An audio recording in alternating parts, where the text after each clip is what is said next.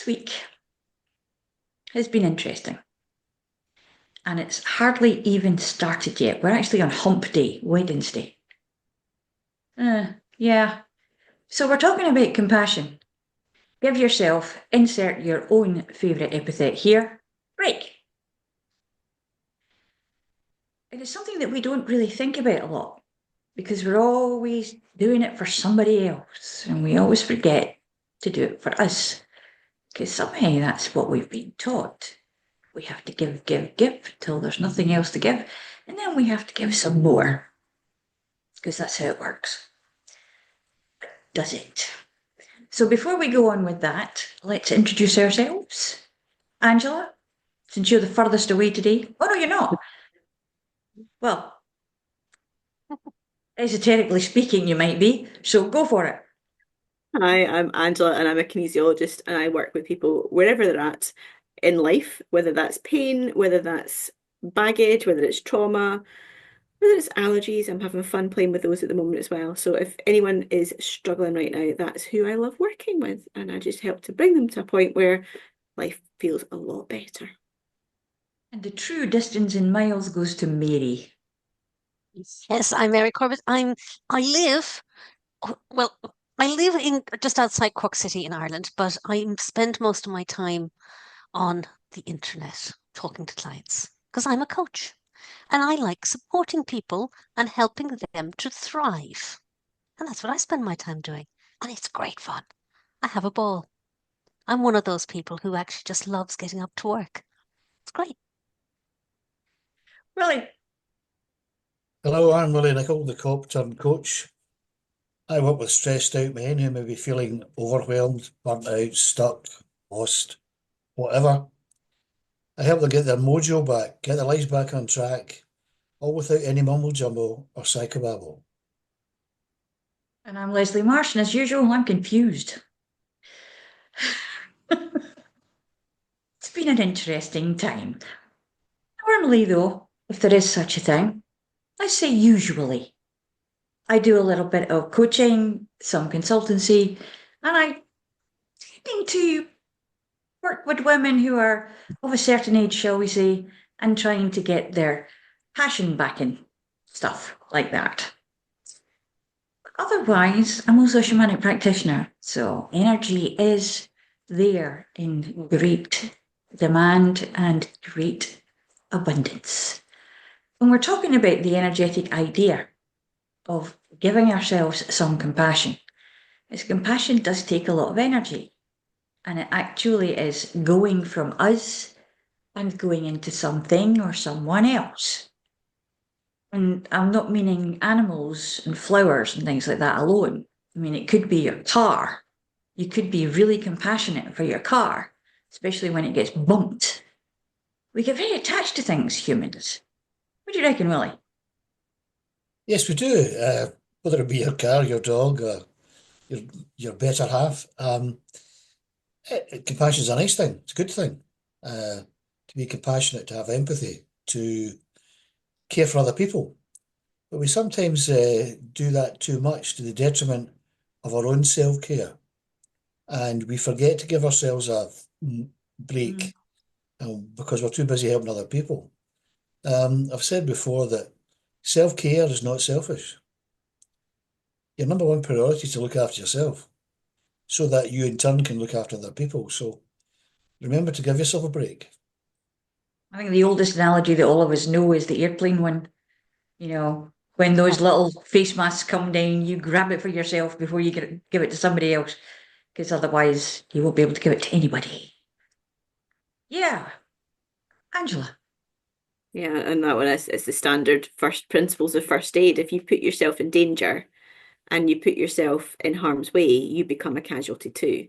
So the same goes for compassion and looking after yourself. If you don't look after yourself, if you don't put yourself first, then you become a problem too. And it's not necessarily just a problem to other people, you become a problem to yourself because you're not fulfilling what you want to fulfill and you're not living the life you want to live. So what's the point? Mm. And I think a lot of us forget that, especially parents, or even carers or older siblings if they're in that caring space. it's far too easy to forget to put yourself first. And as we've talked about many, many times, that whole selfish concept, it's not a bad thing to be selfish. It just depends on how you look at it.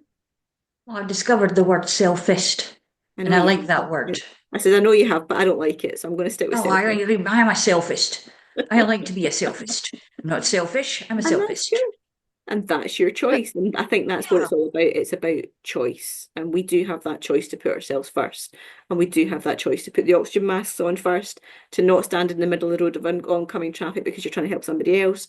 Whatever that situation is, we have that choice. I think I there's an argue that one with you. interesting thing though. Sorry. No, sorry, go. I think there's an interesting thing though, is that sometimes, and I do feel this with people, they drift into giving and then they don't know how to get it out of it. And I've often come across people who say have to, and maybe it's my age, where they're minding parents who've come into bad health. And you're there saying, how much care can you give over time? And they think I'm awfully selfish when I say it. That actually stopping at the beginning of the process and saying, what can I realistically give? Like it, oh, but of course I'll go visit them I'll visit my parents times a week and I will do all their washing and I'll do their shopping and I'll do that and I'll do that. The reality is most of us can do it for a small period of time. We may not be able to do it for long. And it's very hard once you start. People find it harder to make that shift. So I think when people have got into the habit of being mega compassionate for everybody else and they're trying to make that shift, they find that change quite challenging. It's the guilt factor, isn't it? They feel guilty and shameful that they're not looking after their parents. And in some way, there's been this kind of osmosis of that idea implanted, particularly in the females, that they should stay at home and they should look after the parents and they should do this. When actually, with most cases, that's not a good idea because they're not qualified or experienced enough to deal with what the parents are in, the state that they're in. And sometimes it's a better idea to allow someone who knows what they're doing to actually take over. And they can kind of, you can be a helicopter carer to a certain extent, but also you can do what you have to do and know that what you're doing is what's best for them. It might not be what they expect, but then again, you have to do something for yourself. You have to have compassion for yourself and the understanding that there are things that you are unable to do. I Willie? think oh, sorry. I was just going to say, I think it comes down to that. It's that choice thing and the boundaries aspect as well. So if we don't set boundaries as to what is right for us, and absolutely, you're right, Leslie, a lot of us aren't qualified to be carers. A lot of us haven't done manual handling courses or whatever it might be to deal with those aspects. And at the end of the time, what would you rather have? That memory of your loved one, of your parents, with you sitting beside them having a conversation, or you becoming the skivvy and doing everything for them, running yourself ragged and having no quality time with that person? So from that perspective, it's the perspective you look at it to say, well, actually, I'd much rather have quality time with them. Willie? Well, compassion can be quite tough.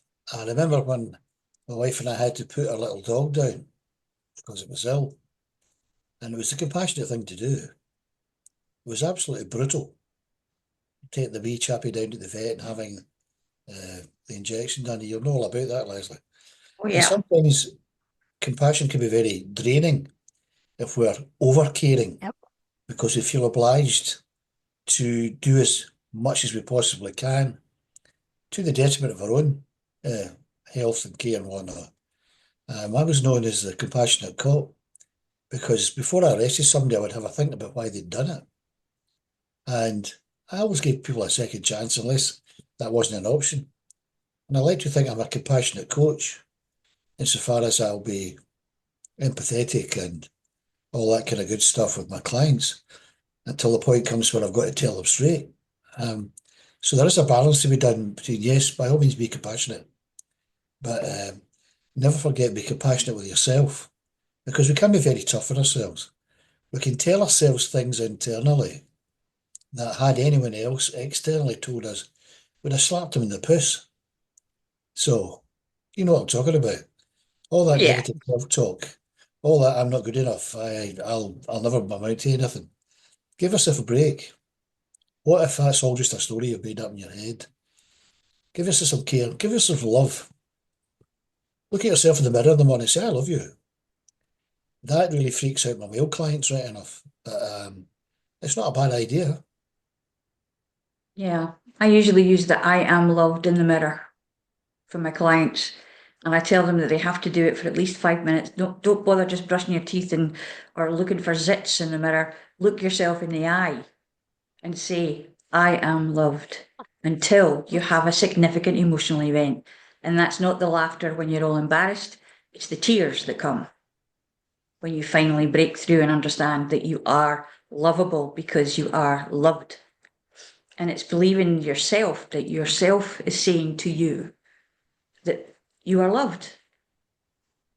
Because if we don't love ourselves, how can we allow anyone else to love us? Because we don't know what it's about. And I think that's something about compassion as well. A lot of people have walls up because they're afraid that they're not lovable. So they push away. And I think a lot of us see things, and that's not the issue they come in with. But it's the issue that we know is at the root of that, is they're not giving themselves compassion. They're not allowing themselves to understand that it's okay to feel the way they're feeling. However, they don't need to make that the postcode. I think there's also a connection to self-worth and Yeah. self-esteem.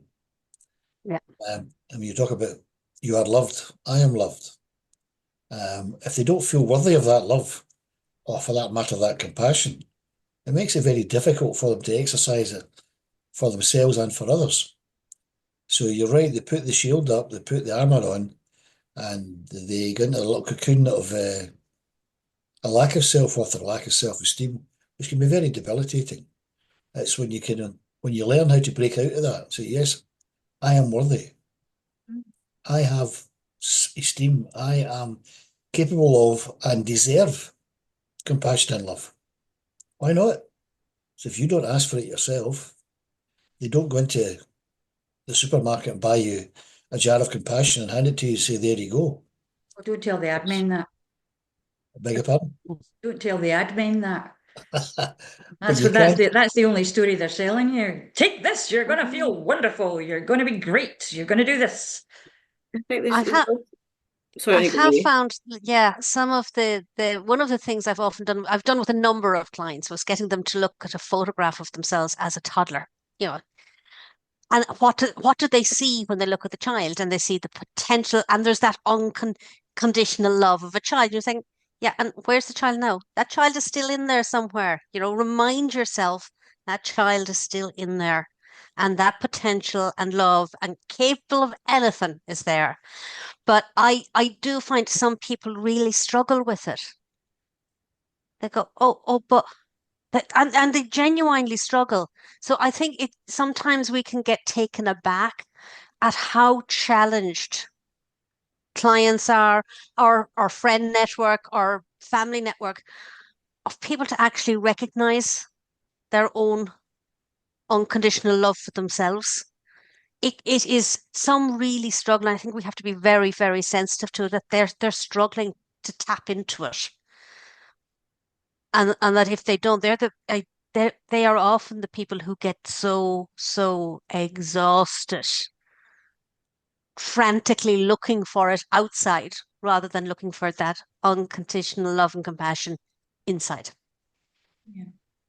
It's hard. It's hard to know Yeah. when they're always outwardly motivated to find that thing that actually lives within themselves. They just don't know where it lives inside themselves. Because for a long time they've been treated or abandoned or told that they're useless, they're stupid. And that's anger and fear coming from the people who are saying that, because it was said to them in certain situations, and it's just gone on and gone on, and it becomes a little voice, a little fractal of information that bounces about the head, especially at times when people are standing over you trying to make you understand vulgar fractions when you have dyscalculia and they just look like mush. Personal experience. So, yeah, I mean, it's scary, isn't it, Angela?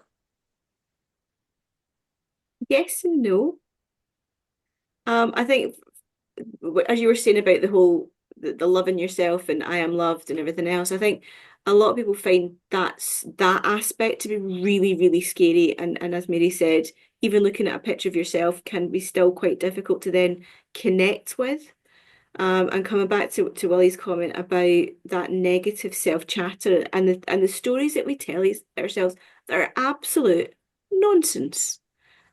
What I find with those ones is a really interesting technique is to look for proof. So whatever that story is that you're telling yourself, where's the proof? Where's the evidence? If it happened once, and so obviously it's got to happen that way every other time, and you've not looked at the 10 times it didn't happen that way, that from a statistics perspective, and I know you're not a fan of maths and stuff like that, Leslie, but from that perspective, 1 out of 10 or 1 out of 11 times that happened, that doesn't mean that's always going to be the case. So look for the facts and ask yourself with as condescending a tone as you like, really? When that thought comes into mind. And that can then help you get closer to the point where going down that route of talking about that I am loved or I love myself or whatever it was that you want to say to yourself in the mirror, or even without the mirror, that can then start to get a bit easier. And I think for a lot of people, if they genuinely don't believe I am loved or I love myself, having them saying over and over and over in a mirror is not going to work because they don't believe it and they're going to say, well, you're a liar to themselves. So it's finding that way in to get to the point where they're able to say that and not see it as that. And another technique for that I found is rather than doing an affirmation, is to do an affirmation where you're forming the thought and you're asking it as a question. And it could just be, am I loved? Or how am I loved? And as you then ask yourself that question over and over, you're giving yourself permission to come up with the answers and to find that proof and to find the facts. And I think that can be really quite powerful as well. And it does take the scary out of it a little bit too. Can I just say, maths and statistics, well, some mathematicians don't even like it. However, it fascinates me entirely because I know it's something that is absolutely amazing and the universe is probably built on it. But it fascinates me the same way that spiders fascinate me. And I'm not too keen on them either. I could say I love them. Following on from what Angela said, if you find yourself with some negative inner chatter, I'm not good enough, I can't do that, I'll never succeed at that, stop. And as Angela said, I'm an ex-cop, where's the evidence for that? Right? There's the proof that that's the case. Or you stop and say to yourself, what if that's not true? What if none of all this shit in my head is untrue? And then stop and go, well, actually, no, it's not true. Why am I telling myself that if it's not true?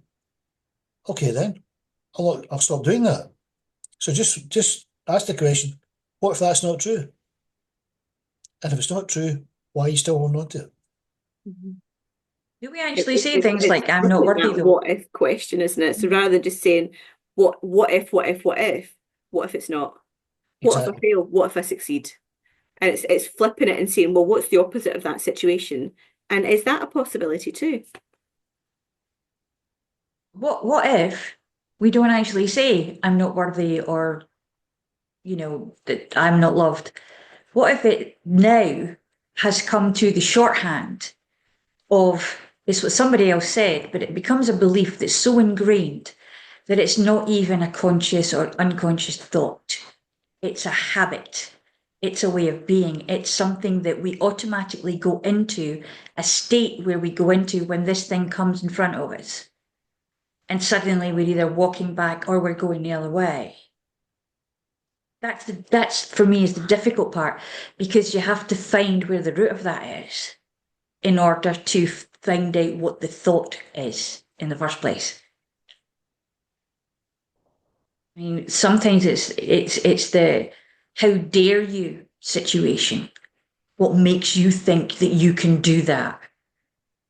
You know, the evidence is so far that everybody who was an authority over you has always said to you, you don't do that because you're not going to be able to go into that career, that profession, that dance hall, that studio, whatever it is that you're saying as a little person. Oh, I want to do that when I grow up. And they're like, yeah, right. And it's not just the words. It's the meaning behind the word and the emotion behind the word. And emotions are going to get in there a lot quicker and a lot deeper than anything else will. So that's where compassion comes in, because compassion is compiled of emotion. So we have to find an osmosis situation where we balance the thing up. So in osmosis, when there's a big concentration on one side and not a lot on the other, there's kind of a permeable membrane and it flows through. And the permeable membrane is going to be your mind, your feelings, your sense of self. Because we're always soaking up things, particularly when we're young, like sponges. So it's our job really to squeeze the sponge out and get some new stuff in. Yeah, I mean, that stuff can be intergenerational, it can be cultural, it can be passed down through so many different ways.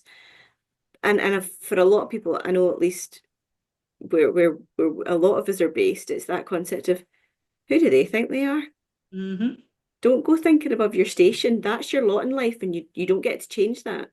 And thankfully, things are changing, and it's not quite as rigid, and the class systems and the them indoors or them downstairs type thing is shifting.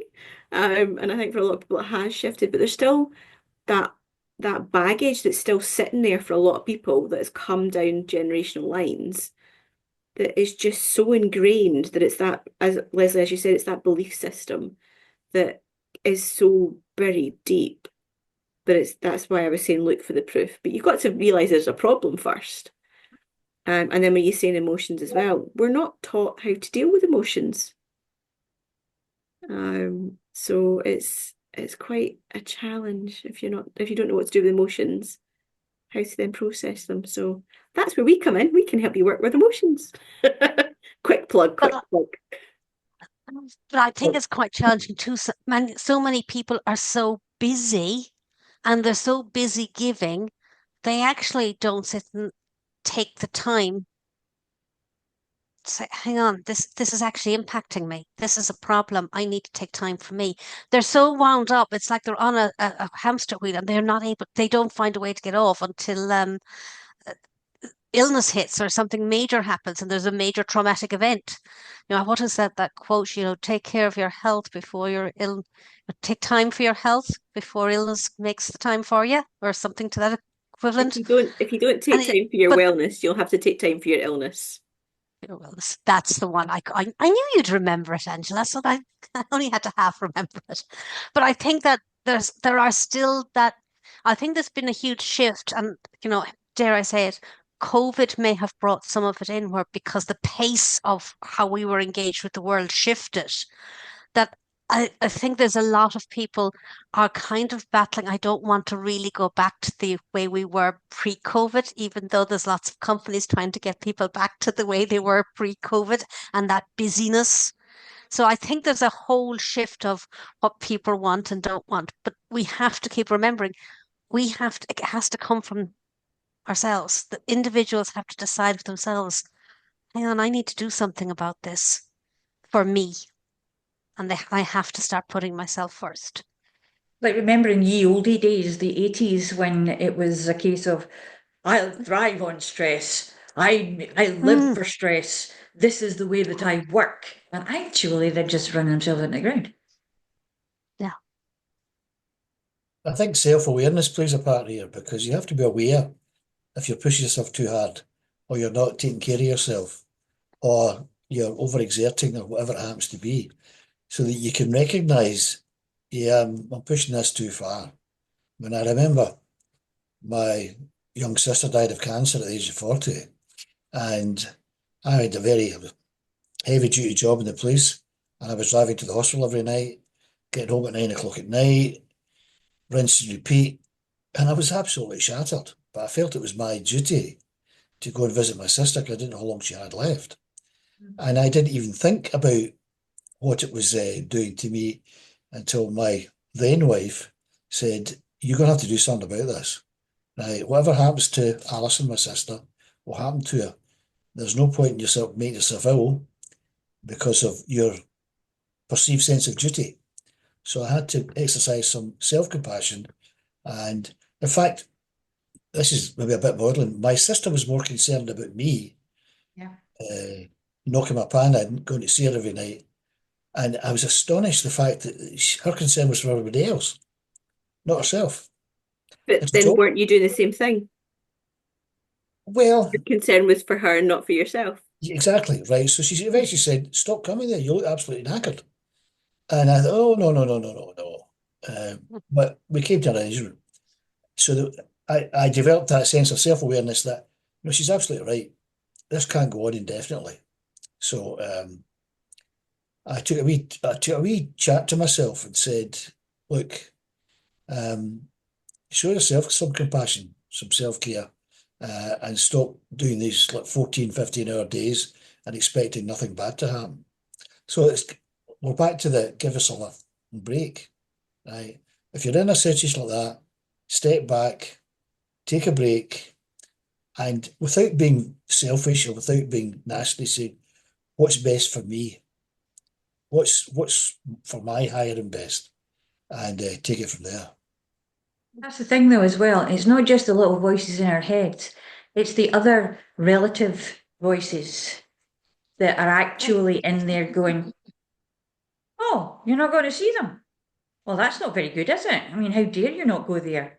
I can't do all the time, of course, but you can. You haven't got anything else to do." Because everybody's perception is subjective to what their priorities are. And I must admit that when it was me that was going on, I made the decision that nobody who didn't need to know was going to know, because I didn't want that case scenario of worrying about being concerned about how they felt about it. I wanted all my energy for me. I was being selfist. And it worked really well. For me, anyway. But then again, that's me. I think there are people who can overdo it in the compassion, and they kind of put on the martyr mantle. I like maybe I was a wee bit like that. I said, "I must go and see my sister. I don't know how many days, weeks, months she's got left." And it's a kind of badge of honour that look at what I'm doing and look at all the things I'm doing. And that's not a good place to be either. So a wee bit of self-awareness is required there too. I'm going to pull the emotion card again because it's the feeling of what's expected as well. That's a big kick in the bahookie. They expect me to be there. They're going to all these doctors and nurses and all these people in the hospital, the janitors, the car park attendant. They're going to expect to see me there. And actually, they don't even know who you are. It's that martyrdom, exactly as Willie said. Yeah. Absolutely. Yeah. But it's a mantle that's gifted to us to a certain extent. And Gabor Mate and Bessel van der Kolk have made a fortune out of writing about it and actually making us understand about the dis-ease that we carry within ourselves that begins to manifest into something real. And it's usually cancer.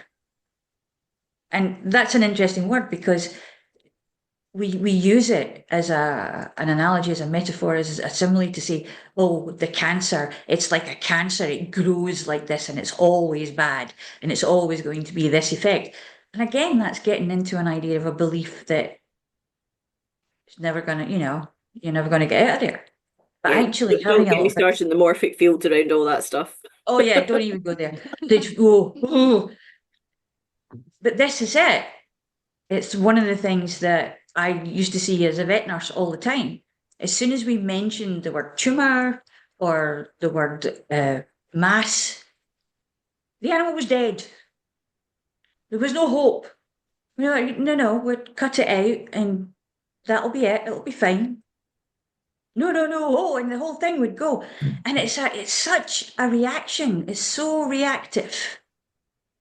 And you can see people actually putting this on and wearing it themselves. So, and you'll find sometimes as well that you'll get relatives who will contract the similar disease of the person who's just passed because they were going there all the time and that's what they believed would happen to them. It's amazing how it happens. And it's coming back to that repeating the patterns and repeating the sentences in your head. Well, because so and so got this and ended up dead, that's going to happen to me. It doesn't have to be the case. And actually, if you then look at again the stats, so many more people are surviving because we're testing things earlier, we're finding things earlier, we're dealing with it. It's the emotional stuff that we need to clear and make sure that we don't end up in that place where we're heading for the top of the slide and we're about to give ourselves a push. Because then we wouldn't get it at all and we don't have to worry about it.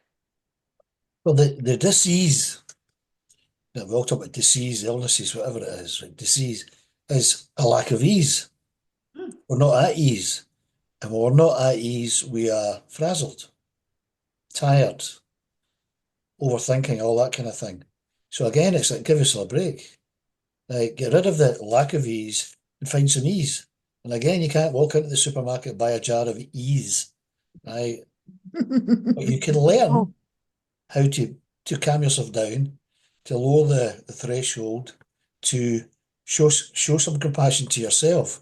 And that ease will increase because being uneasy can lead to dis-ease because we're too busy doing things at 100 miles an hour because we believe that's what we should be doing.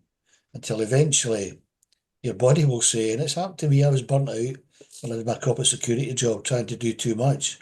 And my body said, oh, is that right? And made me take 8 weeks off my work. So after that, I thought, oh, well, I got the message. Thank you very much, big man. So when your body's telling you, or your emotions are telling you, this is unsustainable, gonna stop now, gears for a break. It's time to listen. I think on that one as well is if it's somebody else telling you it, they might not actually be seeing the reality. And so the reason I'm saying that is I'm on a training course this week, and the amount of people have said to me, "You're always on the go. You're always doing something. You've got so much going on." And I'm thinking, I spend half my life on my sofa reading a book. I don't know what you're talking about. But the perception that they've got is that I'm constantly go, go, go, go, go. My perception is I'm really not in that situation. And it might be that I've got a couple of days where I'm doing that go, go, go. But then I've got the time that I'm taking my time off.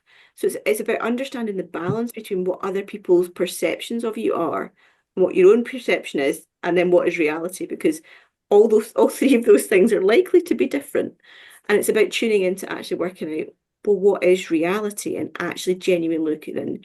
Do I need to take a bit of a rest here? Do I not? And again, not that I read very many books at all. I've just finished the Let Them series by Mel Robbins, and it is that concept of let them think what they want, let them do what they want. It's their journey. We can be there to suggest things, but not to push our opinions on them. But the big thing in that book was actually let me. So yes, let them do what they want to do, but I need to take ownership of me. So what do I want? What is right for me? And it might be, Willie, yes, what is right for me is going and sitting in the hospital and waiting room and doing this, because I need to do that to fuel me, but not all the time. And it's about making that choice. Is it because it's an expectation? Is it because I genuinely want to do this? And is it the right thing for me to do? And there's so many different parts to it. But again, it's giving yourself that compassion and giving yourself that space to decide what is right, to let me do what is right for me. There's a balance to be made. I mean, I felt obliged. It was my duty. It was, I really didn't bother about what other people thought. It was an internal obligation, right? I was very close to my sister. And it probably didn't feel like a chore either. It probably felt like this is what is right for me. It's what's Right. right for No, her, and I need to do this. exactly. But it got to the point where I kind of woke up and smelt the coffee, so to speak.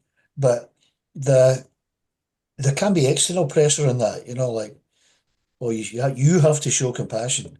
You have to do this, you have to do that, right? And you've got to stop and say, is that true? Do I have to do this? Is it an expectation? Is it a perception? And oh, what will other people think of me? Well, that is a question of mind over matter. I don't mind because what they think about me doesn't matter, right? It's That's none of my another business. none of my business. Other people's opinion of me is none of my business, right? And that's a kind of difficult concept to get across because are you doing a bad thing? No. You're doing a good thing, Neil. Yes, I am. Right. What they think is immaterial. I know what I'm doing or perceive to be doing is right. What other people think about it is bugger all to do with me. But it's also that we don't actually know what they're thinking. We're hearing what they're saying, but we don't actually know what they're thinking. So there's that extra layer because are you always 100% honest with what comes out of your mouth as to what you're thinking? Probably not. And actually, we're too busy looking after our own lives that we probably not even noticed what you're doing or what you're wearing or anything else because we're living our lives and we are actually quite selfish from that perspective, with at least with the chatter in our heads. It's not about other people, it's about us and looking after us. Use the word honesty there. You have to be honest with yourself. Mm. You could say, to be honest, as soon as people say, to be honest, you think, aye, right. Here comes the lie. Right. Here That's the point. But be honest with yourself. Sit down and go, honestly, is this the best thing for me to be doing this? And just say yes or no, right? If we call it self-honesty, if you like self-compassion or whatever, be honest with yourself. And sometimes that's extremely difficult to do, to be honest with yourself. Am I doing the right thing? Yeah, yeah, yeah. Well, actually, no, I'm not. But I go down this path because of expectation or whatever else. Be honest with other people. I've told some whopping lies in my time, right? And you always come back to bite in the arse, right? So be honest with yourself and be honest with other people, but above all, be honest with yourself. Sometimes it can be a shocker when you're being honest with other people. I do have a tendency to see things straight out there. So be honest with other people unless you're Leslie, and then if you're Leslie, please sugarcoat it. What's that?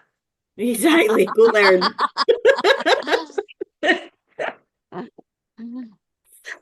But interestingly enough, I love doing these things because it really starts to make me think about what's going on and how things are related to what I'm feeling or doing or whatever. The thing is, though, that when people are judging or they're being honest, it's a case of they're actually saying what they've learned to say or learned to feel about the righteous rage of how very dare they because that's how I was taught. Nobody gets to do that because that's just not right. How dare they? You know? And that becomes this kind of feeling in your chest that becomes quite heavy on occasions. And you just have to get it out. And unfortunately, when you just have to get it out, it's going to land somewhere. And it usually lands on the next sponge that's going to repeat it after you again and again and again. I was thinking also that what should be put in one of those big posters that you see at your first day of school, where the apples and the oranges are for the alphabet and things like that, and all the nice stuff that they lie about because you're not going to get that again the next day you go, is what other people think and tell you is none of your business. It's their stuff. I would probably put it's their shit, but I wouldn't be allowed to because it'd be 5-year-olds there. Although they could probably do better words than I could these days. And there we go. We've got to put a not for kids thing on the program now. Why? Okay, then we could do it that way. Sign language for bullshit. Oh, Thanks. thanks. As we say, you learn Moving something every on. day. Moving on. Moving on. Some compassion, I, though. but I think though that our inner judge as to what we're of that inner judge of expectation is, telling us what we should be doing and what we must do and what others think. It is when it's ingrained, it can be very hard on any individual to actually even recognize it. So, and I think if we are engaged with others and we see them overdoing their compassion for others, actually when you try to challenge them, say, look, would you take some time out, mind yourself? I remember I had my brother was recovering from a triple bypass. And he was local to me, so I was closest as a family member. So I was going in and out of the hospital every day like that. He was my brother. And half my family was saying, "Oh, you really shouldn't be going. You'll get exhausted going every day." And then I said, "And will you be down at the weekend to go in and see him?" "Oh no, I've a football match on, or I have to do this for my kids." They were perfectly happy living their lives. So that these shoulds and wherefores all got very confused. So how So I about think we have to that be with aware of them them. actually feeling guilty that they weren't doing it? So if they got you to do less, They they wouldn't feel weren't so as guilty. bad. And I just got a friend of mine to go in for me instead, and and then I told them, "Oh no, I got my friends to go in." I was very bad, but we won't say too much about that. Fortunately, he made a very full recovery, so all was good. But that onus of that weight of expectation of others is huge, and I think it makes it more challenging for people to have compassion for themselves. But I did hear a great quote during the week: awareness equals choice. So maybe now that we remind people you're actually okay to have compassion for yourself, they can have some choice. It's a bit like the Mission Impossible. This is your mission. Should you choose to accept it, have some compassion for yourself. Right, that's your mission tonight. You don't have to jump off buildings and do all that kind of malarkey. Right. Expectations can be very, very onerous. You do things Yeah. because it's expected of you, because other people expect you to do it. And then sometimes you create your own expectations, which are unachievable. So lower the expectations to things that are realistic. But at the end of the day, you have a choice whether to be compassionate to yourself or to others, because you always have a choice. Yeah, the expectation things, when they're high, can be a sign of self-sabotage. That's possibly another subject for another day. I'm I was just thinking, with you on that point, Leslie. It's the SMART goals, so being realistic. And I know you hate SMART goals, but it is that concept of work out what it is you want and then work out, really, is that possible before you start beating yourself up about it. it says measurable in there, so there's maths in there. That's why I don't like it so much. Measuring doesn't have to be maths. Really? Really? Oh, that's not how I was taught at school. Anyway, then again, I didn't learn a hell of a lot at school. You said you didn't listen. Except, well, I listened a lot. What I was hearing is why I'm here today. Yeah, I listened The a thing lot, I is, just didn't hear it. yeah, the thing is that from personal experience, if you understand that the person who you're dealing with knows that you love them, knows that you have high regard for them, knows that you are there for them, then they will allow you to be there for yourself, to love yourself, to understand yourself, and to give a damn the way that you want to give a damn. To be angry, to be frustrated, even in front of them when they're not well. And it's not about them not being well, it's about usually our incapacity or perceived incapacity of being able to do anything about it. And this is it. We're into control. We like control.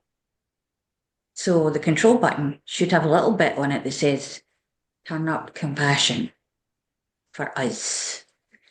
And now we're switching off. Bye-bye.